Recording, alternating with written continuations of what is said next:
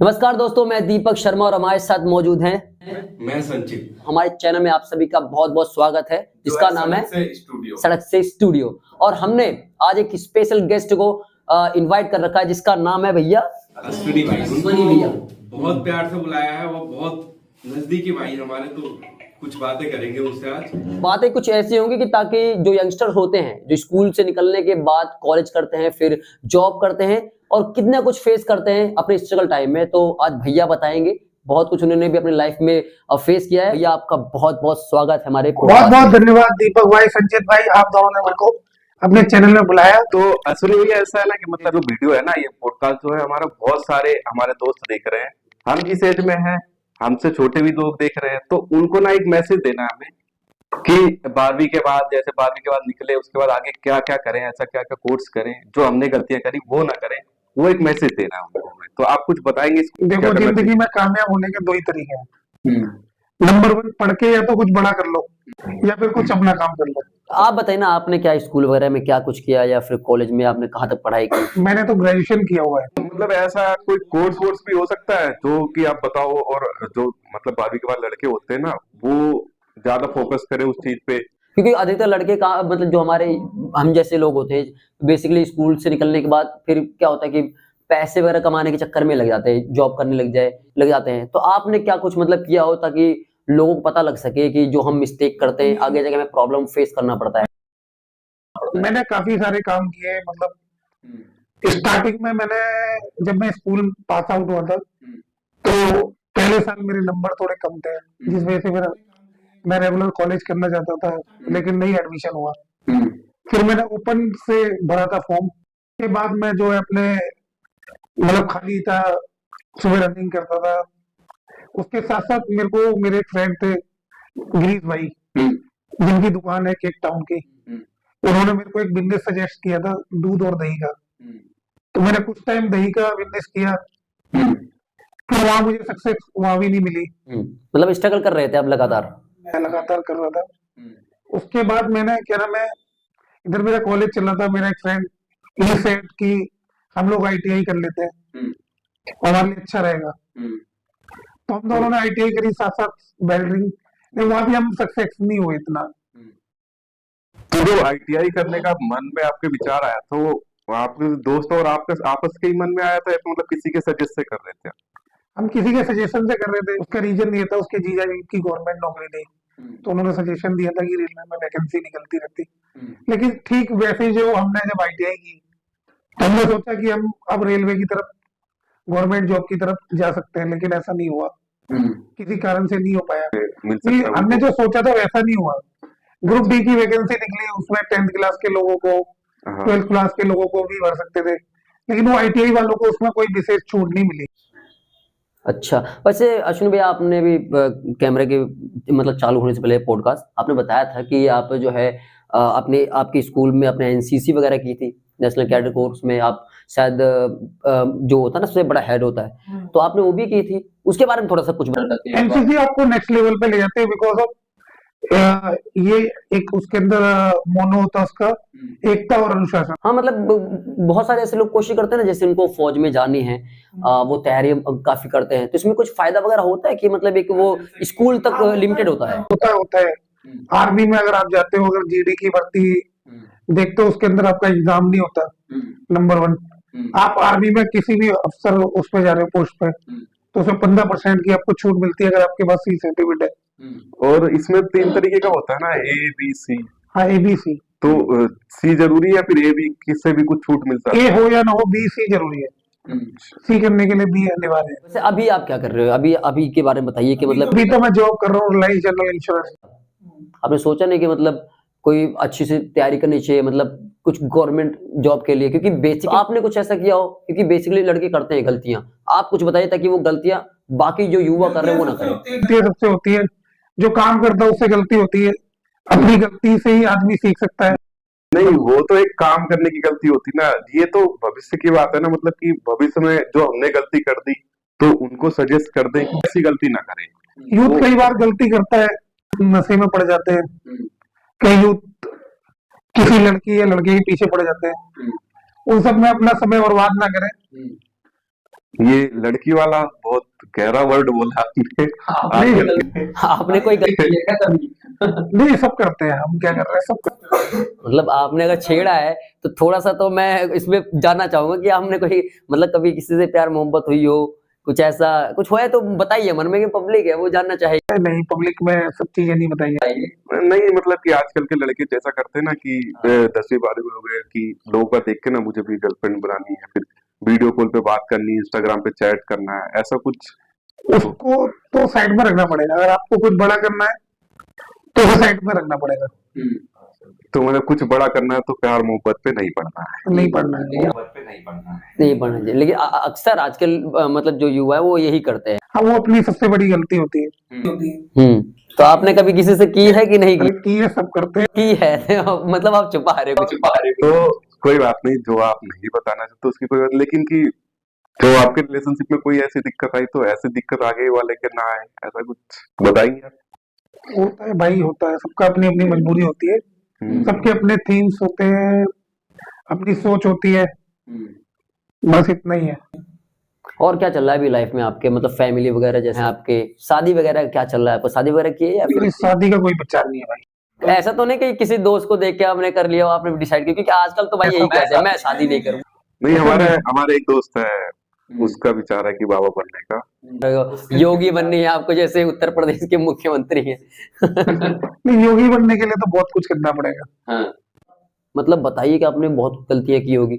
हम लोग क्या है तो सोशल मीडिया पे जो भी चीजें आप जानते होंगे, हाँ कुछ यंगस्टर के लिए बताइए कि आगे क्या करना चाहिए। यंगस्टर को सबसे बड़ी जो जरूरत है, जो हम सबसे बड़ी गलतियां करते हैं, बचपन से करते हैं।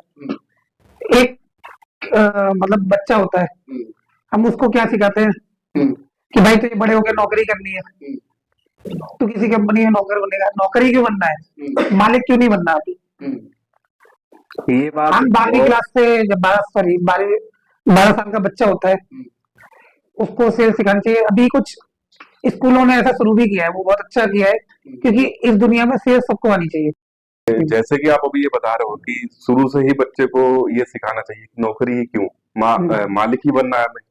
तो ऐसा क्या घर वालों का भी रोल इसमें बहुत इम्पोर्टेंट होता है? बहुत इंपॉर्टेंट होता है, बिकॉज ऑफ क्या होता है कि हम लोग क्या करते हैं, हम सोचते हैं कि बड़े होंगे नौकरी करेंगे, तो थोड़ा सा घर वाले भी बोलते हैं कि हाँ, नौकरी नौकरी करेंगे। ऐसी नौकरी मिल जाएगी, पढ़ लेगा तो ऐसी। लेकिन अगर हम 12 साल के हैं तो उस टाइम से हम थोड़ा बिजनेस पे ध्यान दें।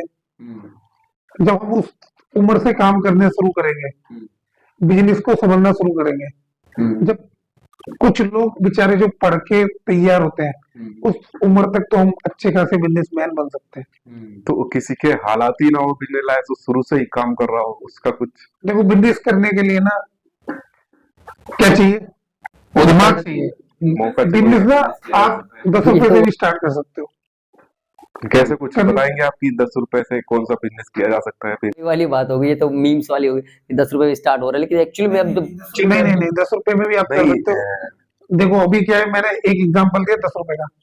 10 रुपए में तो नहीं होता, 10 से 20 होंगे, 20 से 40 होंगे, 40 से नहीं होंगे। ऐसा कुछ लेकिन नहीं। आप अभी बोले क्या ना है, कि आप नहीं, मैं बोले कि ना बताता हूँ। जैसे कि एक बिजनेस 10 रुपए से हो सकता है, तो ऐसा कोई बिजनेस हो कि जो 10 रुपए से शुरू हो सके, कोई बिजनेस का एक नाम, छोटा मोटा जो भी होता है। देखो बहुत सारी चीजें हैं। अभी क्या होता है, मैं ज्यादा बड़ी बात नहीं करता, मेरा छोटा भाई, वो एक सबसे स्टोरी है सबसे बड़ी।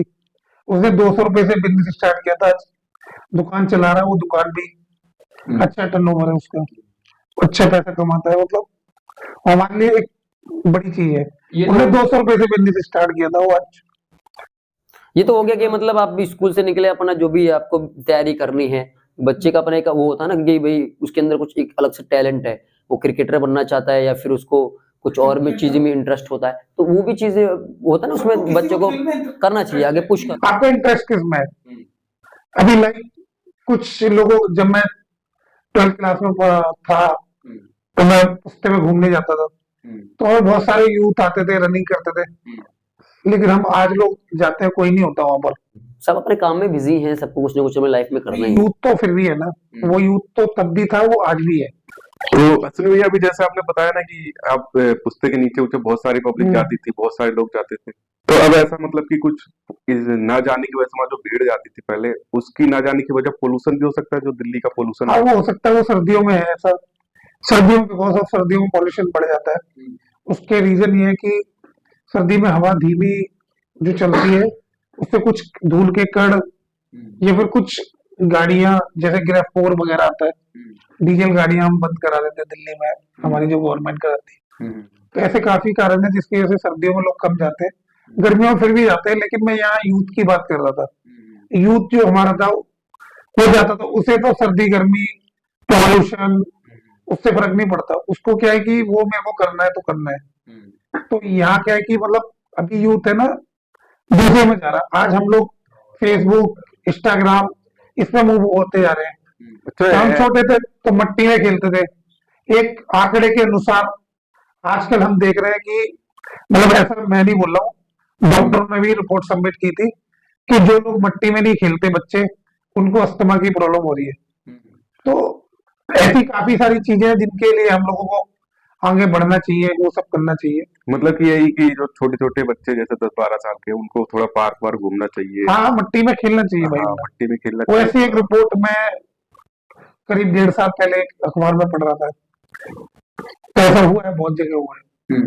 कि मतलब एक मैसेज आपका यही देने का मतलब है कि आप ज्यादातर मोबाइल से हटके थोड़ा सा नेचर में रहे, कि जैसे पेड़ हाँ। पौधे जहाँ ज्यादा हो या थोड़ा मिट्टी मिट्टी ज्यादा हो, उस एरिया में ज्यादा रहे, हम्म। यही ना। तो अभी करंट जो चल रहा है अभी दिल्ली में, पोल्यूशन बहुत हाई दिखा रहा है, इसमें आप बताओगे कि लोगों को कैसा रहना चाहिए? उसके लिए तो लोग भी जिम्मेदार है, कुछ जगह गवर्नमेंट जिम्मेदार है, कुछ जगह लोग भी जिम्मेदार है। पीछे हमारी गवर्नमेंट ऐसी रही है जिन्होंने कुछ काम नहीं किया। अभी परसों ही ना मैं मतलब पुश्ते में घूमने गया था जमुना के किनारे, कुछ लोग वहां पर खा पी के कुछ भी फेंक देते हैं। क्या एक आम नागरिक के तौर पे सारी जिम्मेदारी गवर्नमेंट की है, हमारी कुछ नहीं है? ये सबकी नागरिक तो- होनी चाहिए। तो हम गवर्नमेंट से आग्रह करें कि मतलब उसके लिए कुछ हमें व्यवस्थाएं बनानी चाहिए, जिससे क्या है कि कूड़ा सही जगह डल सके। आज जमुना सारी गवर्नमेंट तो नहीं साफ कर सकती, हम उसे गंदा भी ना करें। अगर हम साफ नहीं कर सकते तो हम उसे गंदा भी ना करें। मतलब तो वही है कि क्योंकि मतलब उसका रीजन ये है, जैसे आज हम परेशान हो रहे हैं पॉल्यूशन की वजह से, उस पानी के अंदर मछलियां हैं, कुछ जीव जंतु हैं, वो वहां बेचारे रह रहे होते हैं, हम उसके अंदर कुछ ही फेंक देते हैं, बेचारे उन्हें प्रॉब्लम होती है। आज हमें इतनी सारी प्रॉब्लमों का सामना करना पड़ रहा है, उसका एक रीजन ये भी है, हम ही सब चीजों के लिए जिम्मेदार है। आज हम डेवलप हो गए, पढ़ रहे हैं, लिख रहे हैं, लेकिन ऐसी पढ़ाई का तो कोई फायदा ही नहीं है ना।